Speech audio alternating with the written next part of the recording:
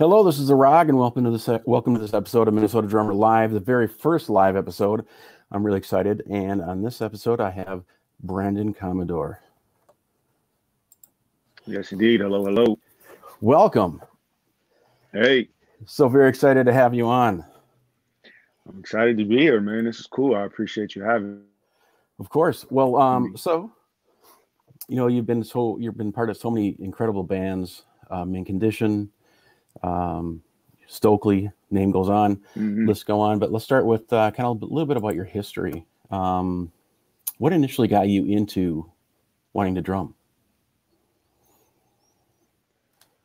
Well, first and foremost, my father. My father is a drummer, and so as a kid, there was always drums in the house. I was always going to rehearsals with him. Just being around that atmosphere, going to gigs as well, just being always around drum. He was my first hero. He was the first drummer I knew, first drummer I saw, and that's my reason why. What are some of the artists that your dad played for that we might know? When I was very young, my dad was transitioning from the sounds of Blackness to a jazz ensemble called More by Four. He and my mother both were in both groups. Oh, is your mom a singer? Yeah, my mom is a singer. Yes, indeed. Oh, that's awesome. So you come from a musical family. Do you have any brothers and sisters? I have a sister who also sings as well, and there aren't too many things that I do without her. Okay. Well, that's really cool. Yeah. So early on, first, let's just talk about your very first drum set. I always like to hear the story. What was your first kit?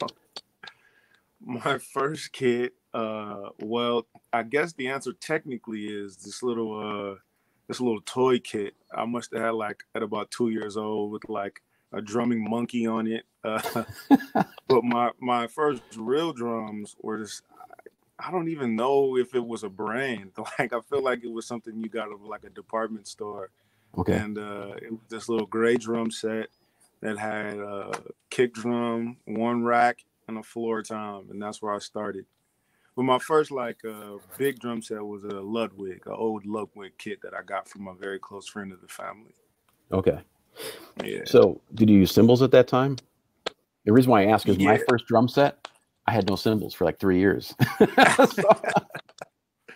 Well, I definitely had for the most part, I just used the toy cymbals from the earlier set.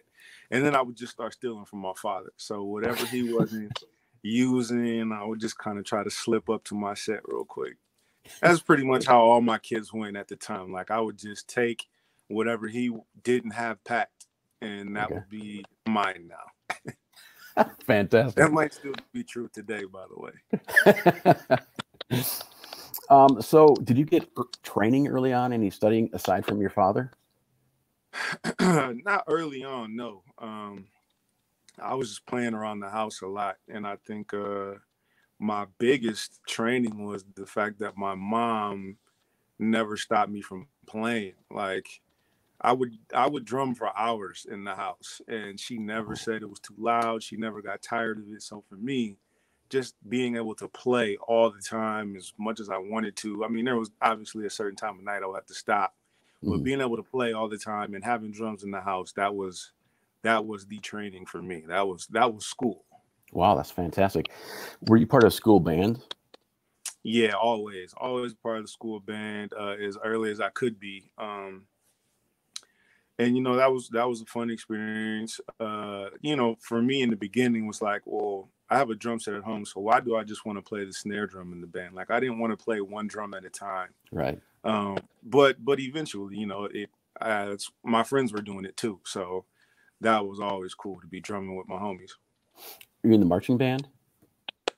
I didn't do traditional marching band. I did drill teams from the neighborhood that I grew up in. And that was, we still did marching style. It was still pretty intense.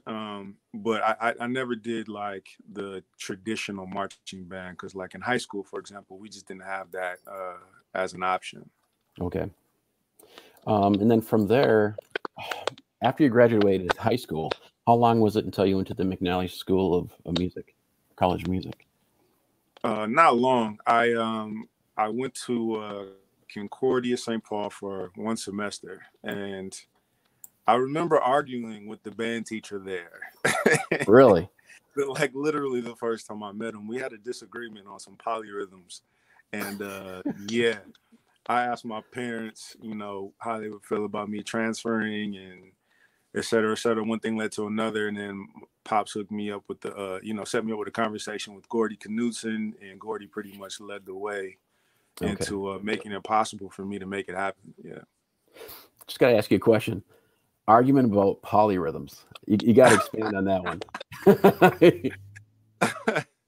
Well, now mind you, I don't I do not have this outward confidence about my drumming. So I'm not braggadocious or any of that when it comes to drumming. No arrogance whatsoever. But what was happening was he was trying to convince me that playing a polyrhythm, that scientifically or mathematically, you'll never make it back on time to the one. And I wasn't going for that. I'm like, I'll make it fit. If I make it fit, then it fits. That's pretty much what it was about. But he literally was writing out math equations and trying to tell me why it would not work. And that's when I knew that wasn't going to be the program for me. So how did Gordy transition you into drumming? So can you tell me a little bit about that? So Gordy was the drum chair at the time. He was the head of the drum department at McNally. And so contacting him, being able to contact him directly was, to me at the time, it just seemed amazing to be able to do that. And he didn't do me any favors. Like, I still paid for my education and whatnot, but he helped me along with the process and telling me what I needed to, I remember he told me, he's like, you got to get all this done today. And I did whatever he told me to do, transcripts, picked up some books. I did everything that he needed me to do to be able to get the opportunity to start right away. Otherwise, I would have had to wait till the fall, but he got me in the middle of a school year. So it was right away in January. Okay. And during this time period, were you playing in bands as well? Yes and no. That time, leaving high school, I had actually gone to Boston. I did the 5-week summer performance program at Berkeley. Oh. And out there, I met 6 or 7 guys who were all my age, and we started a band. We recorded 2 albums in this time period by the time I graduated. And so that was really the only thing that I had worked on at that point. I was kind of starting to gig a little bit, play with my mom a little bit, but wasn't too much happening at that time. Okay. So after graduation, how long were you in McNally? Well, actually, what time period are we looking at? What year roughly? So January 2003. Okay. And I was there. I did the 2-year program. 2-year, okay. And then my last semester was the last semester as a 2-year program. After that, after we left, then they were a 4-year accredited university, and that's when they became McNally. Okay. Give me one moment here. Brilliant. So from there, you started playing out. What was your first gig out of college that was really important? Man, I started, so at this time in my life, I have 2 very good friends. That's Eric Ballard, another awesome drummer, and Barry Alexander. I love them both dearly. Those are my friends, and they've been with me a long time. So around this time, we were always together, playing drums, sneaking in the bunkers to watch Bland play. We were always doing stuff and always shedding in the basement, just playing. And so that was a big part of getting introduced to people. And so at the time, Barry started playing with the R Factor, and then he was going on to do something different, and they were looking for a drummer, and he plugged me right in. He gave him my name. I went and sat in while he was still playing. I went out and saw one of their shows and sat in, and that was kind of like my introduction. And then shortly after that, he transitioned on to something else, and then I became the drummer for the R Factor. So that's really the first gig that I had, and that was consistent because we were playing, 3, 4, 5 nights a week, and that was amazing for me. But also around that time, I started working with Cynthia Johnson, who y'all may know from Funky Town. Mm-hmm. She would do these stints at Rossi's, which is now the Melting Pot, Hell's Kitchen, excuse me. Oh, But okay. yeah, when it was called Rossi's, we would play there, and she would do like Tuesday through Sunday or Wednesday through Sunday, and she would call me from time to time to play with her for that. So that was another awesome learning experience too, playing with Cynthia. That was great for me, especially to go from the R Factor, which was a variety band, to playing a bunch of jazz and soul and R&B tunes. I loved it. Fantastic. So those are my beginnings. Like those are the first professional gigs that I had. Okay. Were you doing a lot of session work as well during this time period? No, none whatsoever. It just wasn't in my wheelhouse to record drums live. But at that time, I was getting heavy into production. No. Started to make beats and write songs. Because shortly, right around the time of graduating high school, my parents bought me a keyboard and they bought me a drum machine. And once I figured out how to use that drum machine and sequence Mm-hmm. and stuff, that really opened up a different world for me. So not too much live recording of drums at that point, other than, like I said, the recording that I did with my guys that I met in Berkeley. Mm-hmm. We cut 2 albums out there at Berkeley. And so that was my first experience really, really being in the studio. And I've recorded it for my mom in around the same time as well, but not a Okay. ton, not a ton. That recording was scary for me. But you did a lot of fill-in drumming, and we were talking earlier about how reading has really benefited you. Can you For talk sure. about developing the skill set for reading and how it benefited you to do sit-in gigs? Yeah. So the developing the skill of reading, that starts in school band, right? So, we're playing all of these pieces and Beethoven and all of this. So reading music had to happen at that point. And I remember being very young, and this kid he could tell that I wasn't playing what was on the page, and he assumed that meant I could not read. And I'm not going to say I was great at reading at the time, but I knew I was never going to be made fun of again. I was never going to be caught off guard. So from very, very early, that's like 12, 13 years old, I knew that I got to know what's on this page. Mm-hmm. And then fast forward to joining the R Factor, they handed me a book. It was like a little briefcase with 498 charts in there. And I'm Wow. like, there's no way we're playing all 500 of these tunes. But thankfully, those charts were there. And the guy who did the charts, he was very meticulous. Like, these weren't just road maps. Like, these were for real drum parts. And so that was crucial, because if they called a song I hadn't had a chance to learn, they could do that. They could call a song that we didn't really practice, because as a band, we didn't rehearse as often as one would have liked. And so we had to be able to read. We just had to. Wow.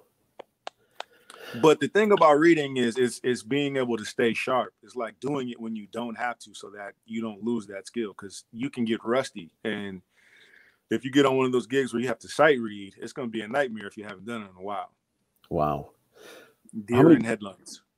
How many gigs would you say that you've received or that you've gotten that's been a critical piece of the pie? Not a ton. Lately, as I get older, it becomes, as I do more things, it becomes more critical. More so that, like, like, I'm running low on CPU, right? Like, I used to say that I remember every song. There Okay. weren't songs that I would forget. I used to remember my 4th grade band set list, all of that stuff. But now it's tough. So when I do go into sessions, or to a new situation, I write stuff out still. I still just write out what my parts are, so that I can be as solid as possible. Or like, just back in February, right before COVID hit, I was doing this concert at Orchestra Hall, and I remember being asked to learn 2 songs, and that 2 was actually supposed to be like 13. And I didn't know that until just before it was showtime.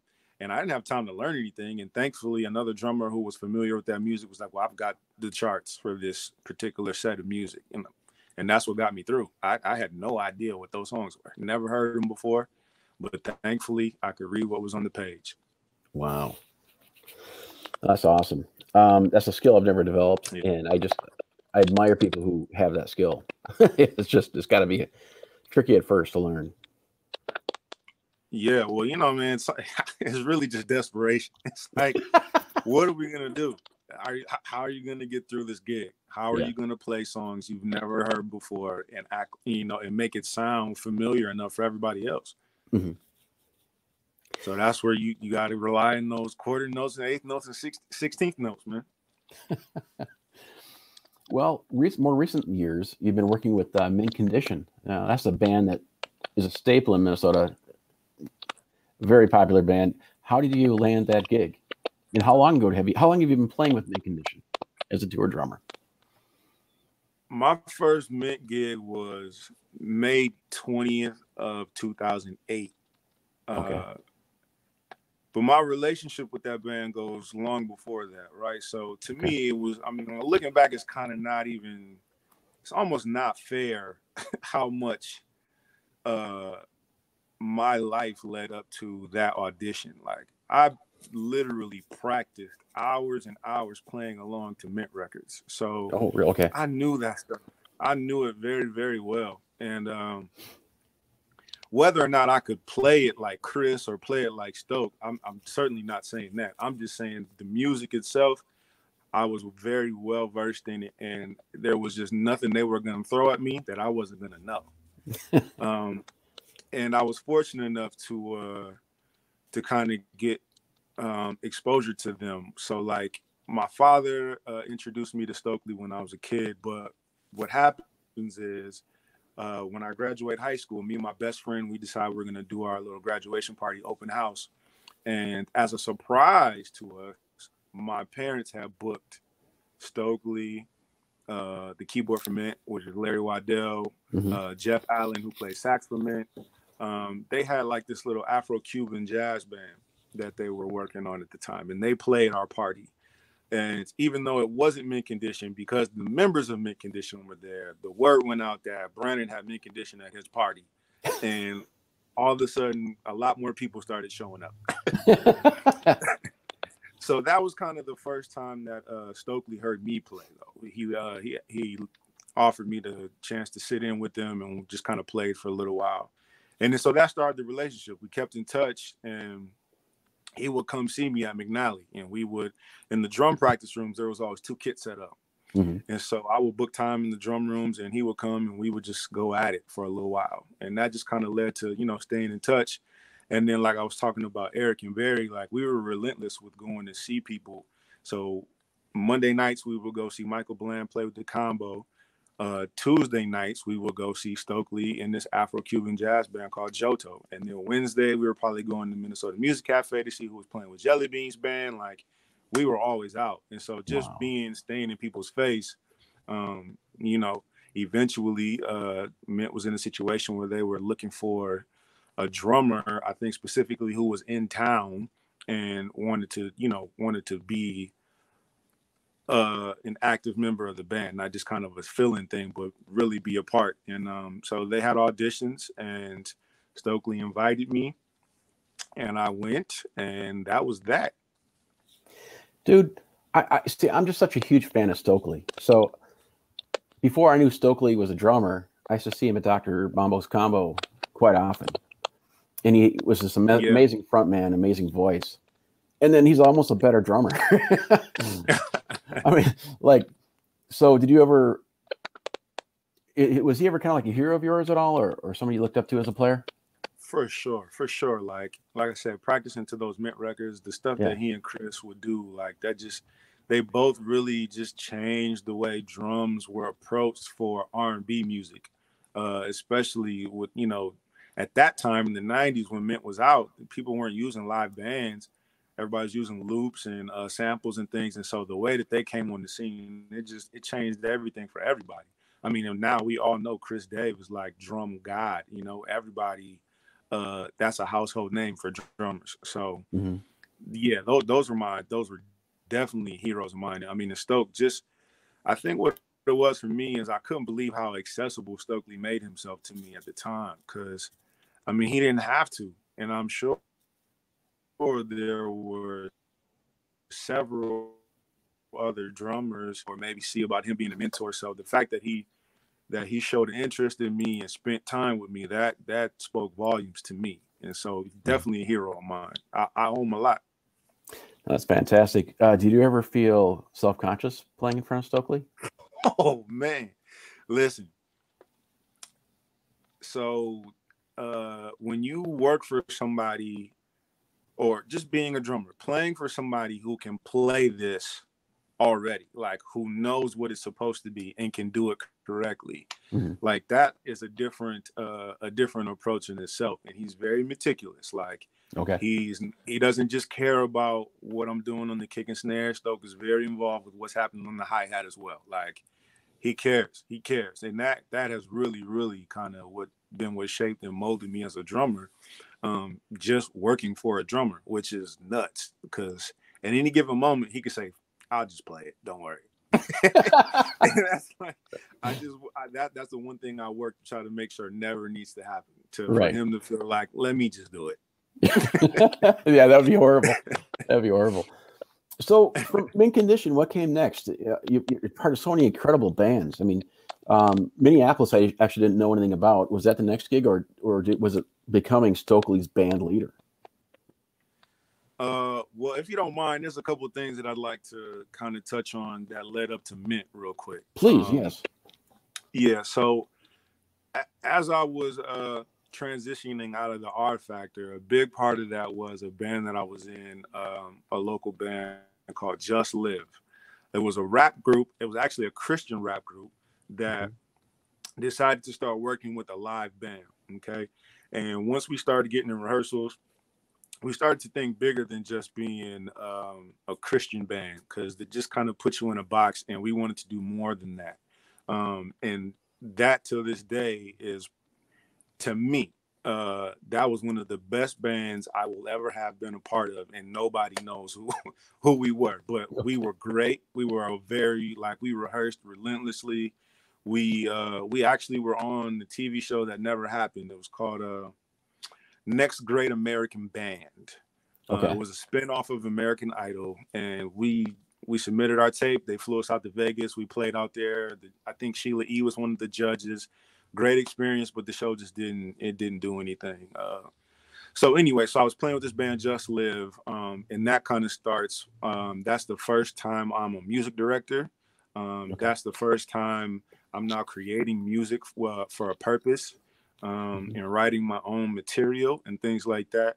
And honestly, without that, then there is no MPLS the way that we know it, because the people in that band and Just Live, some of them I still work with today. And the people that band will perform other shows with, other acts, are also still a part of my musical family. So Just Live was a big part of my musical DNA, because like I said, that's where I learned how to lead a band and how to direct a group. So from there, I actually joined the Sounds of Blackness. And so that was my first touring gig, was playing with the Sounds. Another gracious person, another drummer, Larry, Big Larry, who was the drummer for the Sounds at the time. Larry Robinson is his name. He was the drummer for the Sounds at the time, and he was moving out. He was transitioning out. And I was actually sitting around talking with him, and he was like, you know what? You should put your bid in. You should go for it. And it never even crossed my mind. And my dad, created that drum chair, you know? He was the original. And it just never crossed my mind. But so I reached out to Gary. I let him know, if he was looking, I would love to. And he was like, for sure. And we were having rehearsals in my basement probably the next day, getting ready for. So I went on tour with the Sound. I started touring with the Sounds. This is around 2006. Okay. And so those experiences, again, that's another. I wasn't in a director role or anything like that, but learning from Gary shaped how I think, how I approach music business, how I approach live shows. All of that stuff comes from those experiences. And so then I get the Mint gig, and we're rocking steady for 10 years. But during that time, oh, you got something? I got to back you up a little bit because I'm excited about it. Sounds of Blackness. They tour everywhere. How far did you go on the tour? Oh man, so sounds we went, I would say Japan is the farthest. I didn't get to do any of the cool, like they with both Sounds and Mint, like they tell all of their great stories, and that's all before me, right? But I did get to, but I was blessed. Like we went to Japan at least 5 or 6 times while I was the drummer. Okay. London, playing at the Jazz Cafe. We did a bunch of great stuff there, and this big party festival in Southport, somewhere in the UK.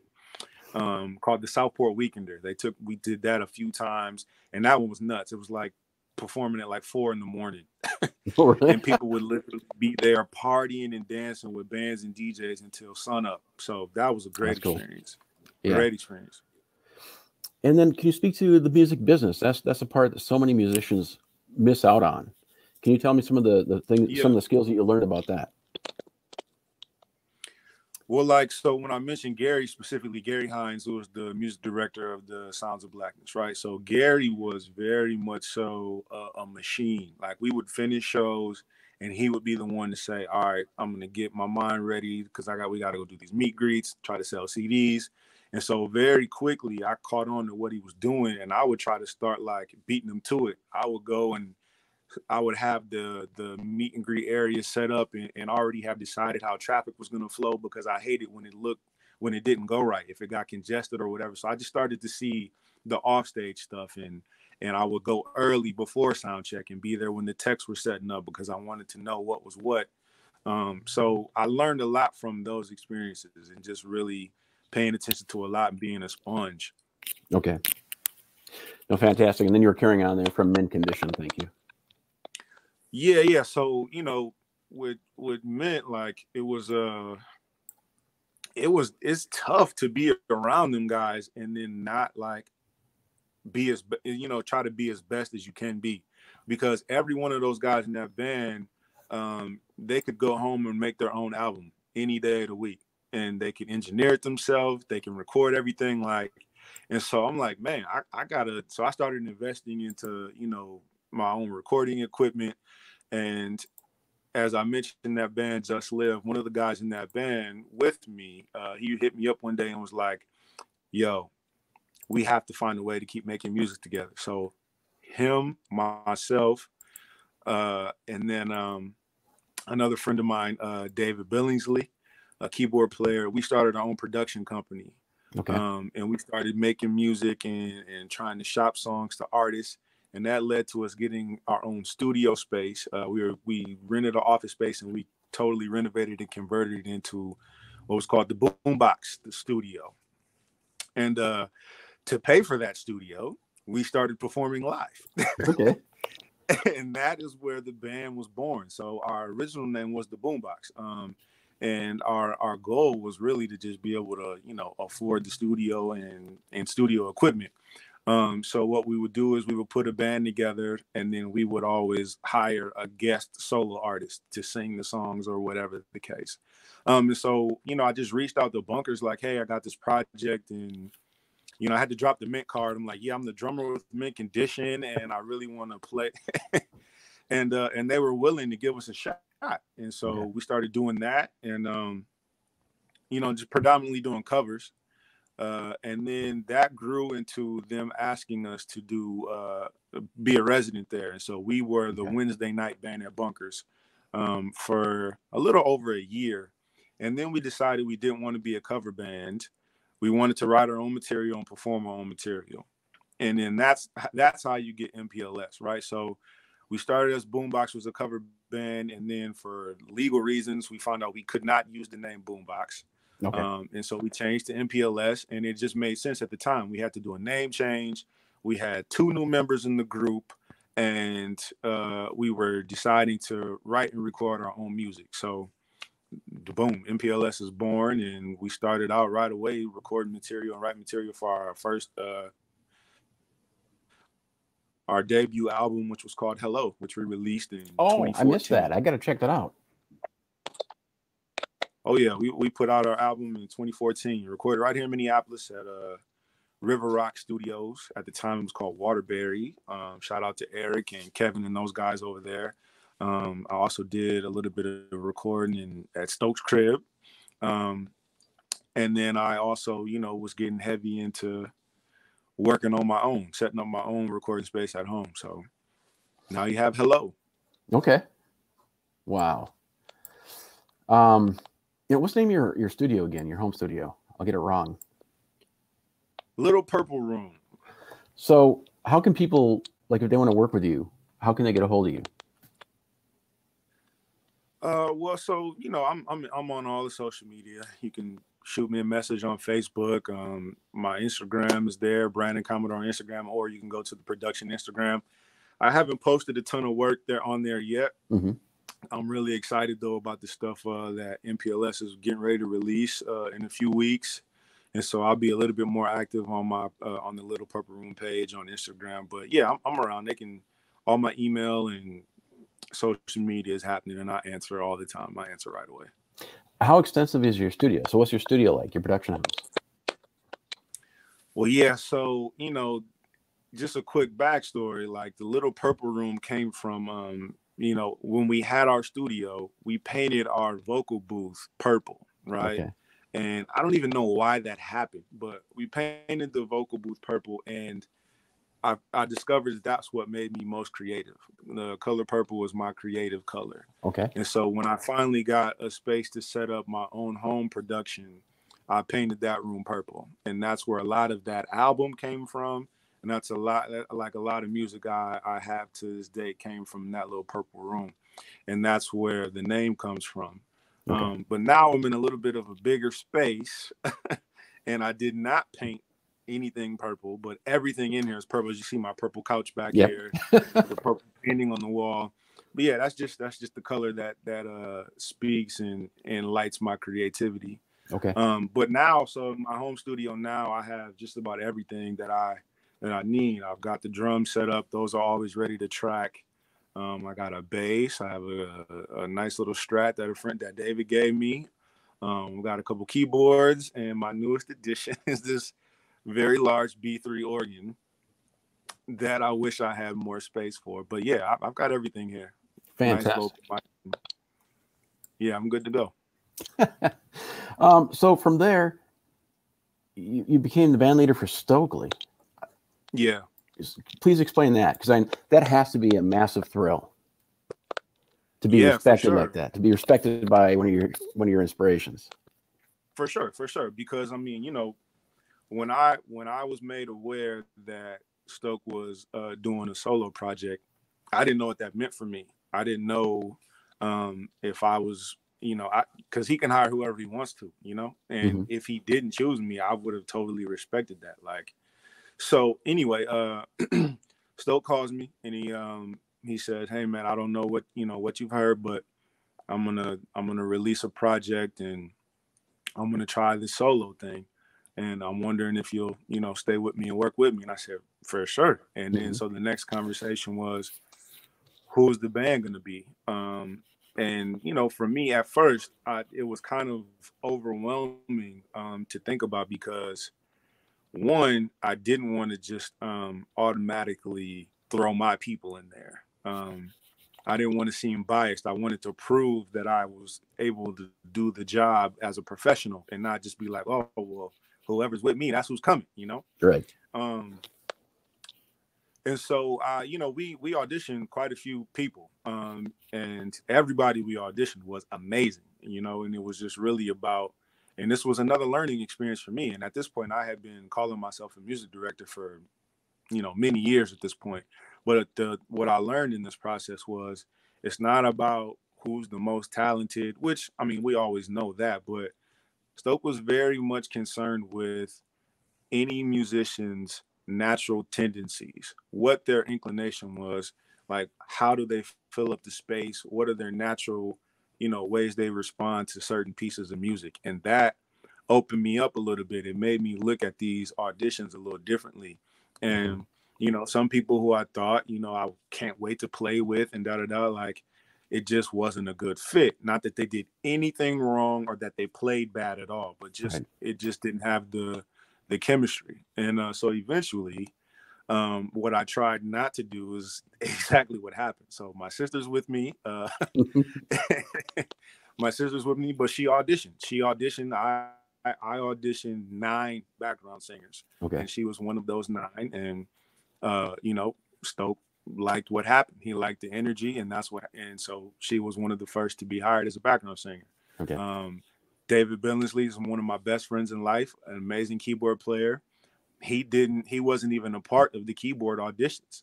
And I remember seeing him at a Mint Condition party. It was a Mint Grammy party. And I told him, I said, man, I sure would like to not have to audition keyboard players, dude. And he was like, man, just let me know. And then he had a conversation with Stoke, and then that led to now he's with me. Bass player Johannes Tona, another amazing friend of mine. We initially thought he was going to be too busy to do it. We thought he wouldn't be able to commit to, you know, what we were trying to do. I mean, he was like, yo, I'll clear the calendar. It's whatever you want to do. And our guitar player now is Jesse Larson, but we started with a kid named Danny Solano, amazing guitarist and producer. I think he's out in LA now. When we started with him and eventually transitioned to Jesse once Jesse was done, because I don't know if you know, but Jesse Larson, amazing singer and guitarist, he was on The Voice.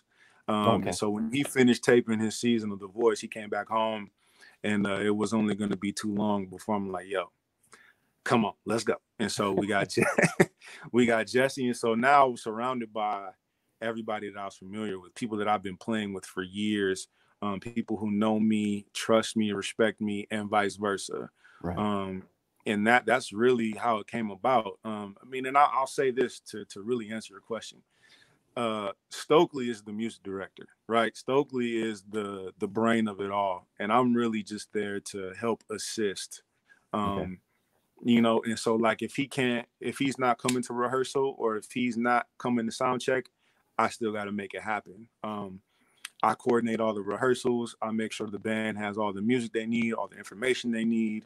That's pretty much my job. I do a crap ton of programming for some of the stuff that we put in the show. So, you know, I don't like to let people think that I'm making musical decisions for sure, because it's all Stoke. That's all Stoke. I mean, he'll let me interject my thoughts.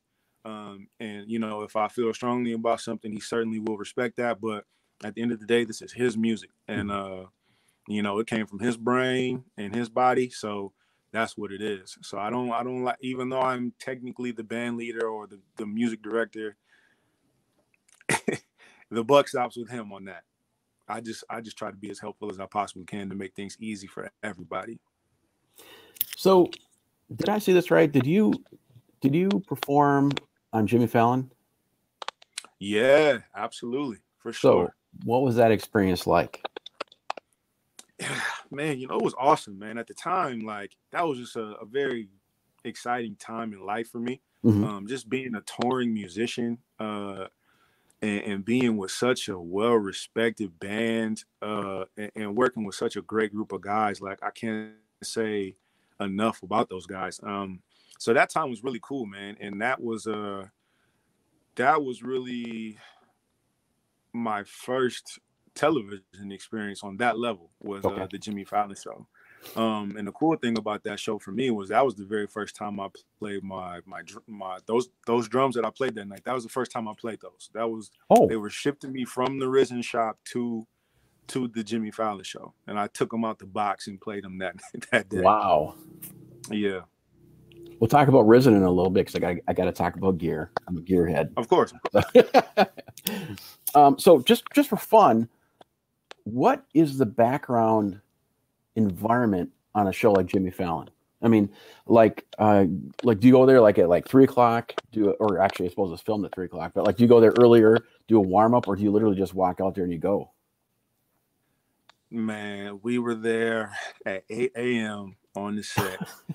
ready for sound check, because I don't know if this is the normal thing they do or what their usual schedule is, but we were there at 8 a.m. We sound checked, we got loaded and we sound checked, and then we just kind of hung out for the day, because the Roots came on. They showed up, while we were sound checking, and they were doing what they needed to do for the day.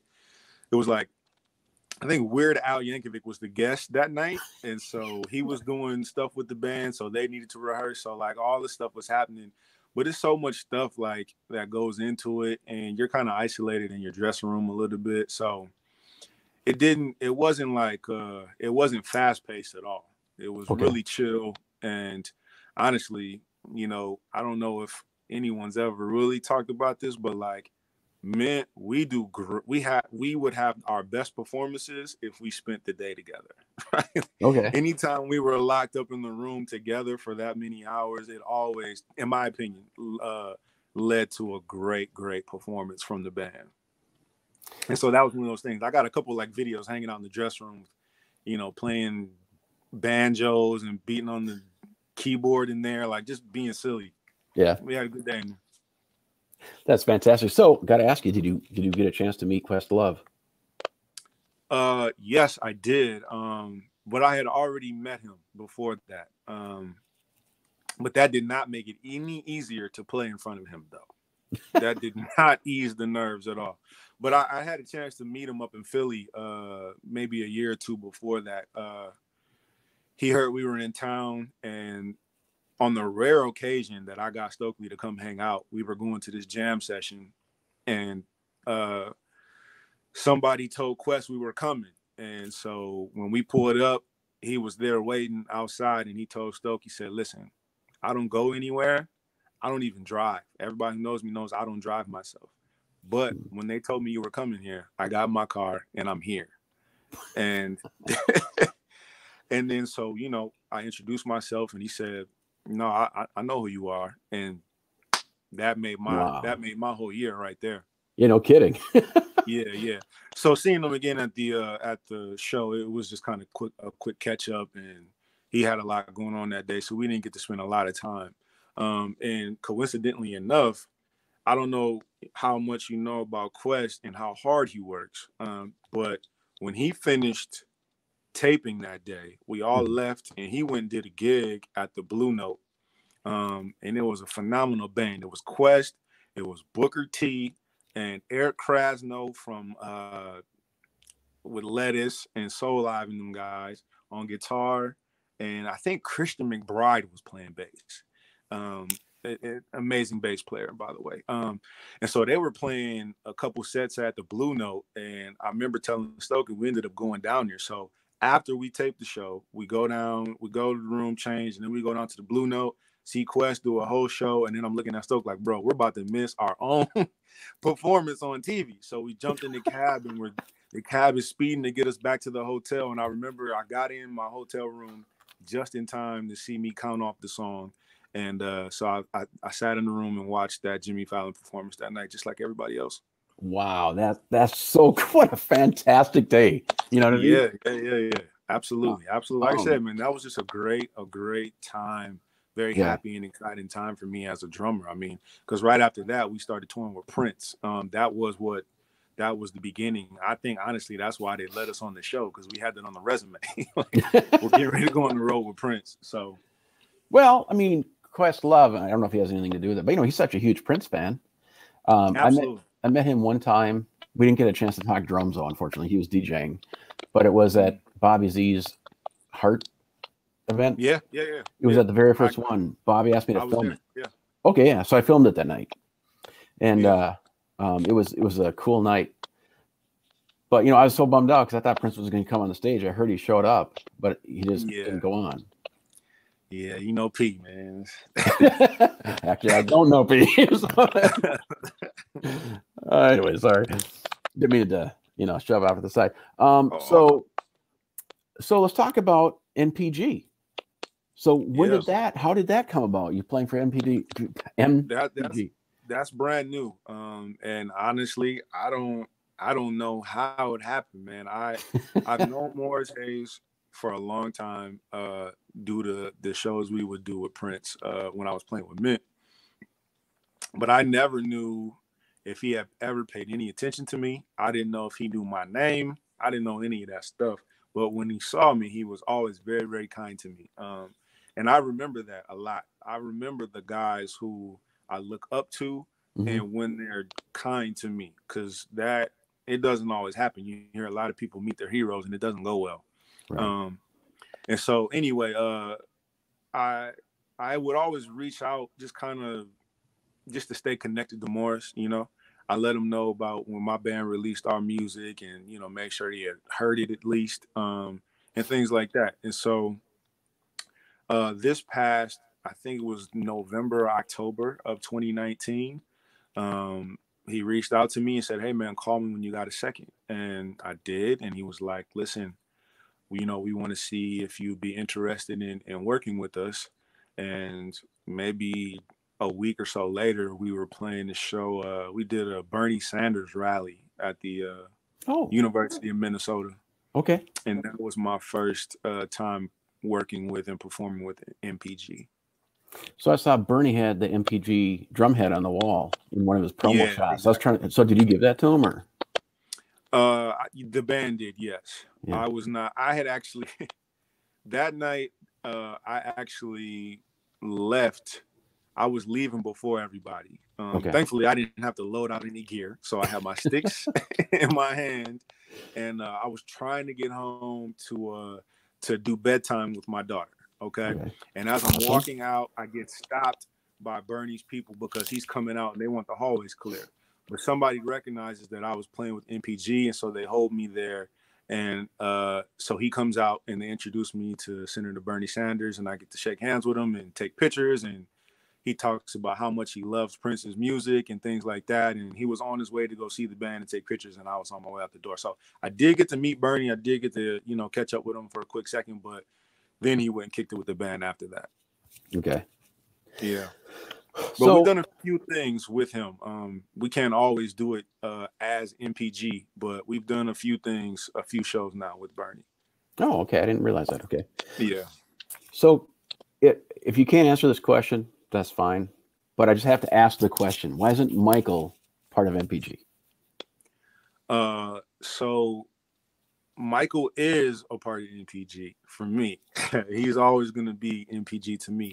Right. But he's not performing. Mike, my understanding, and this is just me repeating what I've heard him say. Right. Okay. And not directly to me, just when other people have asked him about it. Right. Mike feels like he has tributed Prince now. He has done that, and he's not going to continue to do that.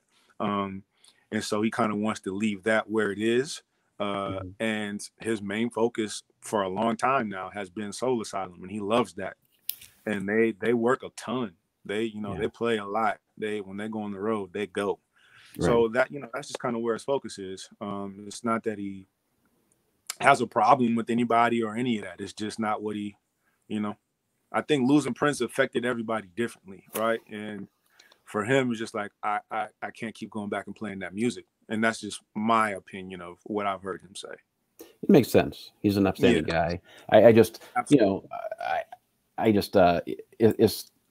was such a fan of his in that band, obviously. Yeah, me too. Me too. I mean, and I get those questions a lot. I mean, imagine not only playing with the MPG when Michael Bland used to be the drummer, but even on the Mint gig. Like my first couple shows years ago with Mint, there was people showing up just to see who is this guy who thinks he's gonna play after Chris Dave. Like playing, like joining a band that Chris Dave was the drummer. I'm like, it's very, very overwhelming mentally. I will tell you that for sure. Same thing with Mike. Like, I haven't had to play Diamonds and Pearls yet with MPG, but if I do, oh my God, I don't. And listen, I'm ready for it. I have practiced that fill my whole life. Like that is the fill, right? Right. But I don't want to be that guy. I don't want to do that. Like, yeah, man, that's just, it's pressure. It's pressure. I can imagine. That's got to be fantastic. That all the time. Like, who do you think you are to be playing after Michael Bland and Chris Dave? Like, I get those questions. Seriously. And people literally ask you that? Oh yeah, man. People ask me questions that you know, would seem just a little bit offensive. Right. I've had questions like, so I know this person auditioned, so how did you get the gig? Like that stuff happens. It happens. Oh wow. It happens. It's pathetic. It Well, is what it is, man. I appreciate honesty. You know, I'd rather know how you feel about me than than not. yeah. No, but it's like, when you're a known musician, and I've heard this from a lot of known musicians, that, once you're out there, people just feel like they can attack you. Oh, for sure. For sure. I mean, and that's a part of the territory. Man. You got to know it's going to come from every direction. It's going to be good and it's going to be bad. When you're on the stage, that's what it is. Right. That's what it is. So you sent me a video link. Can you explain this project that MPG did for this video? Oh yeah, so that was that was right when the world was really understanding how serious COVID-19 is. And schools were closed, musicians weren't able to perform, everything was happening. And so Carol Levin did this thing, and I think it was, forgive me, I don't remember what it was called, but I think it was Minnesota Live or something like that. Okay. Where they featured a bunch of different, they featured a bunch of different local artists that night and local organizations. And so MPG was a part of that. And so we spent a couple of days trying to figure out how is this going to work, and everybody got the music and had to record at home and then send the video in and do all of that stuff. So it was kind of a challenge for me just because, my, when I got this last iPhone, I didn't get the size I should have got. So I don't have a lot of space on my phone for video and whatnot. So my phone was maxed out and I was having problems recording the video. So it took a little while. It took, however many takes. And then I was literally, just getting my drum set up happening at home and being able to multi-track the way that to be able to really do it for real. And so it was a learning curve a little bit, but it worked out all right. Well, brilliant. Well, we're going to play that piece right now. So check it out. And when the song's over, we'll come back and we're going to talk more about gear. Got to talk about gear. Let's do it.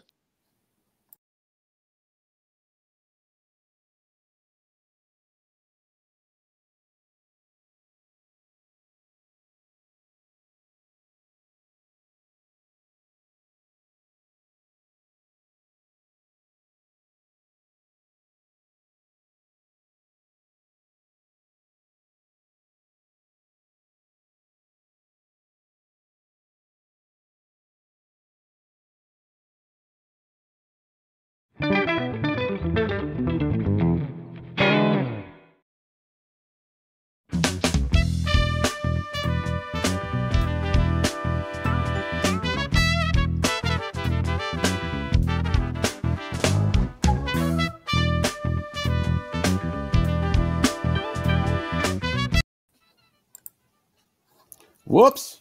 I had the wrong one. Sorry. Please forgive me. This is a whole new thing. So can you please introduce this piece?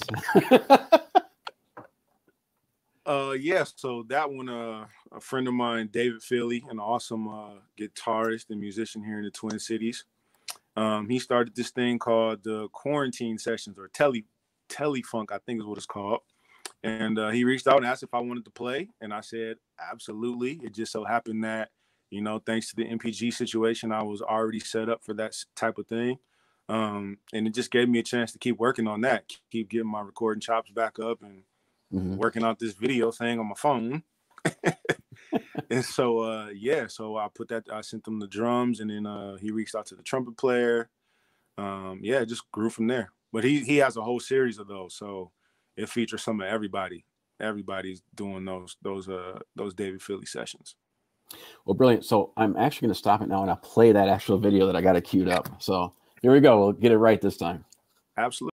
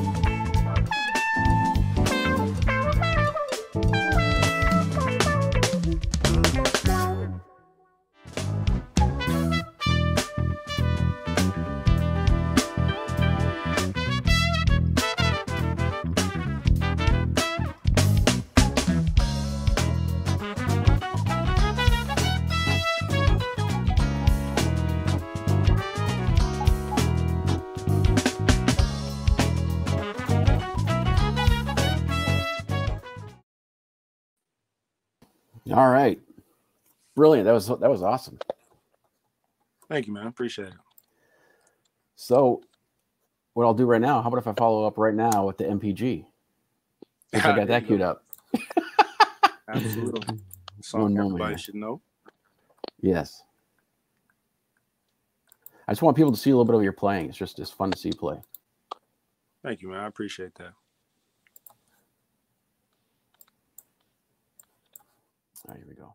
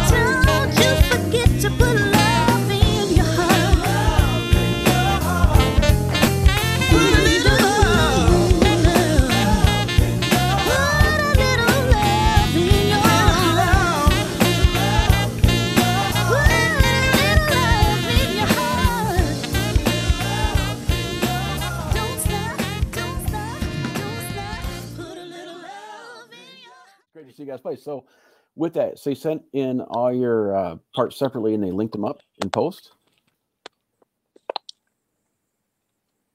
Say that one more time, sorry. Oh, no worries. So you did all your parts individually and then they did the alignment in post. Is that how that worked out?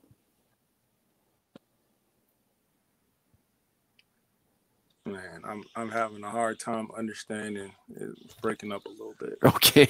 Hold on, I'll make sure here. So did you guys each do your part separately and then like did you do it to a click or did you do it to scratch tracks? Yeah, so Morris sent out the music. He sent out stems of everything, so he sent out the keyboard parts and the drum part, and so I was able to just put everything in a session, mute the drum part that he pre-recorded for me, and then just record along with everything else. Recorded along with the same stems at home. Okay. Well, we're actually over an hour, but I just got to ask you some questions about gear. We'll just move into that quickly here. You've been using Risen now for how long? Yep. Oh man, Risen's been around for me for a long time. Back to 2005 or so when I was playing with the band Just Live. Okay. Our guitar player at the time was good friends with a lot of Risen people, and he introduced me, and they would take great care of me because I didn't have a kit that I was proud to have performing around town with at the time. And so they always made sure I had what I need. The guy at the time, his name was Keith Anderson. He was running Risen. Okay. And Keith was very, very, very, very kind to me, generous. He would literally say, you got a gig, you can come see whatever I've got laying around the shop and it's yours. And so I was playing their drums all the time. Even when I did my first Mint gigs here in town, I used Risen drums for that, and I also sent enough for Stoke to play Risen drums that night as well. We went on our first tour, or we did the Jimmy Fallon show, and that was the first time I actually had gotten my own kit. And then we, very shortly after that, went on a tour with Jill Scott and Anthony Hamilton, and we had all Risen drums, myself and Stokley, for that. So I've been using Risen for a long time. Fantastic. So, like on the Jimmy Fallon, were you using the Nicollet series? Say it again. Were you using the Nicollet series when you were on the Jimmy Fallon show? No. No. At the time, so my drums were custom made just for, like, we literally sat and talked about everything. Okay. So it wasn't like one of their lines or anything like that. Okay. And then more recently, I saw you with a newer kit that has the Lakers logo on it. Are you using a Lakers series kit or not? Or is it total custom for the new one too? So I've literally it's the same drums. Oh, okay. Yeah. If the black kit with the white hardware, that's the same kit it's always been. I saw you playing. Sorry, I didn't mean to cut you off, but I saw you playing another kit that I thought was yours, a natural maple, I think. And it looked like it had the Lakers series on it. So I didn't, I made the assumption. I should have made the assumption. No, it's all good. So, like, that's been my my plight all these years is, with Mint, we had a very convenient situation where we were just kind of head out on the weekends and we would fly all over the place. And obviously I could not fly with my personal drum. So any YouTube videos or pictures that would be taken, I would always be playing some other kit because we would get everything backline. So there was only a few opportunities that I've had my kit on the road with me. Okay. So you've probably seen me playing a bunch of different stuff over the years. Yeah. DW. Yeah. But so what's your cymbal setup? What are you using for cymbal cymbals? setup? I'm definitely a huge fan of Zildjian cymbals. I like big crashes, so I play 18s and 19s usually. My favorite crash cymbal, definitely of all time, is the 17-inch K Fast Crash by Zildjian. I've had a few of those over the years. I break them all the time, but that's one of my favorite cymbals. I like big rides. I always have a 21 or a 22-inch ride. And that's the thing about me, man. Like, I certainly can talk gear, but I've never honestly gotten too far into it. And when I talk about, like, my boys, Barry and Eric, like, them guys were huge gearheads. Okay. And, like, when we were teenagers, they had all the freshest stuff, the newest stuff, and I just always had whatever was in the basement that my dad left behind. So, like, when everybody was, getting hip to the new DW 9000 and all of that stuff, I was still rocking the old Ludwig Speed King foot pedal. Wow. Like, I just never really got into it too tough to stay, in the know. And to me, that stuff at the time, back then, that stuff was just too expensive for me. Like, I'm not spending that money on a hardware stand, So I always just used what I had. And then because once I started like touring, it was always a backline situation. I just had to get used to whatever was there. I had an extensive rider, but when your name is, when you're not the big name drummer, then those companies don't always show you the respect. So you oftentimes just got to play what's there. And that's kind of something that I got from Stoke, because Stoke doesn't care. Like, it could have been tinfoil up there for cymbals. He like, we're going to make this work. Watch how I mic it up. We're going to make it sound good. And that's how he was. Like, that's still how he is. It doesn't matter if they send us the best stuff or the worst stuff. We're going to find a way to make this work. Well, what are you using for pedal now? Just out of interest. I do have the DW 9000 now. What you got? What? The DW 9000. Well, there you go. Yeah. Double pedal? But that's after finally having tried, several different things and just finally starting to do what's most comfortable for me and not what's popular for everybody else. Even though that's a big popular one, like, it definitely is more comfortable for me than some of the Pearl pedals and things like that. Sticks. What are you using for sticks? What size? Brand? 5A, Vic Firth 5A. And now I'm very happy to have found out, in the last year or so, that they have a barrel tip in that stick now. Okay. I was playing the 5A for a long time, the wood tip, and the Mint gig, like, we were doing a lot of outdoor stuff, and so I just needed to be able to hit a little heavier, so I started playing the 5A Extreme. Okay. And then it was like when we transitioned to Stokley's thing, it became a little bit more about finesse for me and not needing to beat my drums up every night. And so I wanted to go to a smaller stick, and my pops was actually playing the HD4, Vic Firth HD4, and I loved that stick. I was starting to play a little bit more, some more jazz gigs and things like that again. So I needed to be a little bit more versatile than the big power sticks.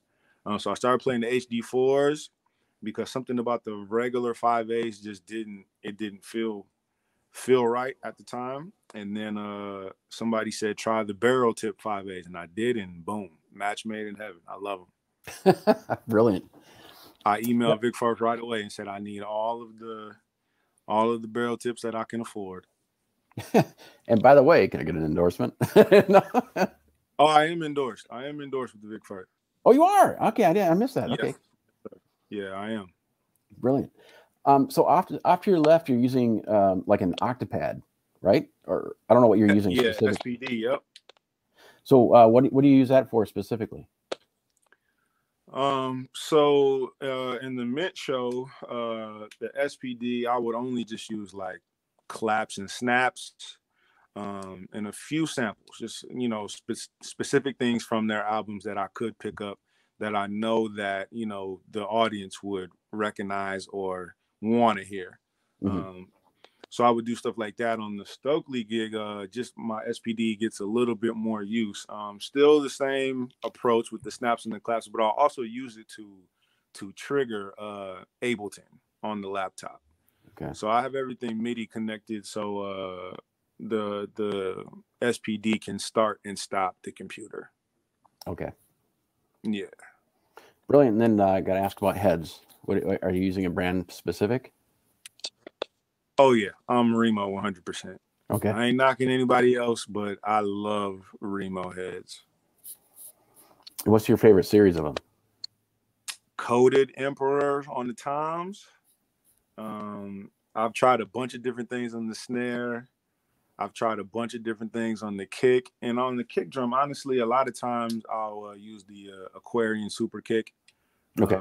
Because it does a lot of work for you, and I don't have to stuff the kick drum with a bunch of stuff. But yeah, definitely Remo guy for sure. Definitely Remo. Coated Emperor. I've been trying out the what is not the suede, but like the ebony Emperors. I dig those a little bit. So yeah, definitely Remo, 100%. Fantastic. Well, again, we're already well over an hour. I thank you so much for your time. Is there anything that we have not covered that you want people to know about what you're up to? Man, right now I'm just, I I'm just adjusting to this new way of life. It's been a little difficult, not being able to be on stage and not performing, but Mm-hmm. it has also allowed me a lot of creativity. So there's been a lot of new music made. Um, I'm very happy with the drum sound and drum tones that I'm getting here at home. So if anybody I mean, first of all, everybody in Minneapolis who's a drummer is able to record at home now. That's just what COVID did. Everybody can do it. But so I know you might already have your needs covered. But if anybody needs anything, they can certainly email me or reach out to me, and I can record in a jiffy now. It's ready to roll. So I'm just really excited about that. Just being able to record whenever I need to, at full capacity, and track a full rhythm section when I need to. Like, that is amazing. And so I'm most excited about a couple new tunes that MPLS is getting ready to release. Okay. Um, and again, that's my band that I've been with for almost as many years as I've been with Mint. Like, I've always stayed very close with my friends in this band, and we create together all the time. And I'm very excited that we are about to, release some new music during this time, because the songs are very much so related to what's happening in the world. One of them is specifically more so about COVID-19 and how we respond to that, and then the other one is just kind of like the activism piece, what's going on socially in the world right now, and what changes we need to see, and et cetera, et cetera. So we're very happy and excited about this music coming out. Um, I think we're very, very close to returning to Stokley rehearsals, and I know everybody's excited for that. Um, so yeah, man, like that's what's next. Okay. That's what's next. How soon until we can see some of those tracks? Whew, if I could really just stop myself from recording and changing stuff, we can get it out a little sooner. But this week we just kind of turned the corner on it. I literally just got a bunch of guitar files from my guitar player DG today, so I got a few more things, just a couple more small things to record with everybody, and then we're gonna get the mixing process started. And so, like I said, man, it should really, honestly, I'd like to turn this around in just a few weeks. Just a few weeks, I want to have it out for people. Okay. Well, brilliant. Will you please let us know, and I'll make sure to put that on the post. All the links to everything that Brandon's doing and part of will be in the show notes. So make sure to check those out. And again, I just want to appreciate. I so appreciate your time tonight. It's been a blast. You're my first guest on the live show, so hopefully I'll be able to have you back on again, and we can talk more about more drums. Absolutely. Thank you so much for having me. This was a pleasure. Well, thank you. Awesome. Well, you have a great night, and talk to you soon. All right. Take care. You too. Bye.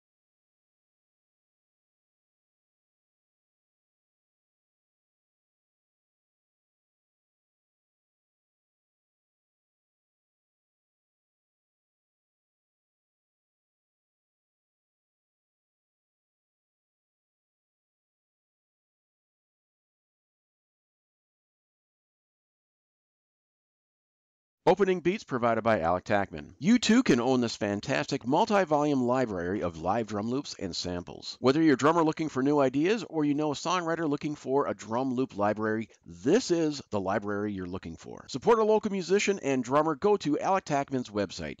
That is www.alectackman.com. Spelled ALECTACKMANN. Are you looking for a drum instructor that will help you find your own musical voice? Whether you're a beginner, advanced, or in between, the David Stanek School of Drumming offers an experienced and professional approach to help you take control of your drumming. David served on the faculty of McNally Smith College of Music for 27 years. Currently, he serves on the Percussive Art Society Drum Set Committee and is a member of the Modern Drummer, Remo, and Vic Firth education teams. David has authored multiple books including Mastering the Tables of Time. It was voted the #1 education book in the Modern Drummer 2009 Readers Poll. Let David help you find your beat. Please visit www.davidstanekschoolofdrumming.com. David Stanek is spelled DAVIDSTANOCH, schoolofdrumming.com. Again, the David Stanek School of Drumming. You've been listening to Minnesota Drummer. Minnesota Drummer is copyright 2020, all rights reserved. Any content played or viewed during this broadcast is used with permission, is copyright of their respective owners, and is used for promotional purposes only. No part of this broadcast can be edited, reproduced, and cannot be sold. Please look us up and follow us on our various social media sites. You can follow us at minnesotadrummer.com. There you'll find our contact forum where you can give us feedback and recommend a drummer. Thank you for listening.